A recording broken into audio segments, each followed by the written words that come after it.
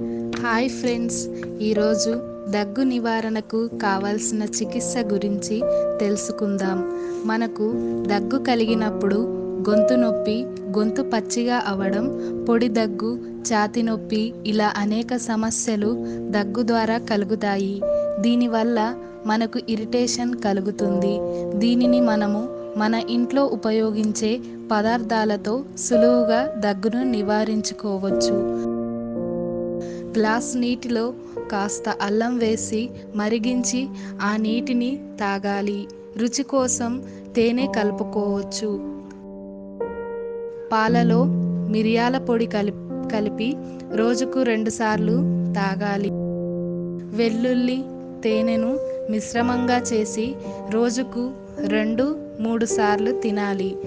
వేడి నీటిని తాగడంతో కఫం, గొంతు గరగర తగ్గుతాయి.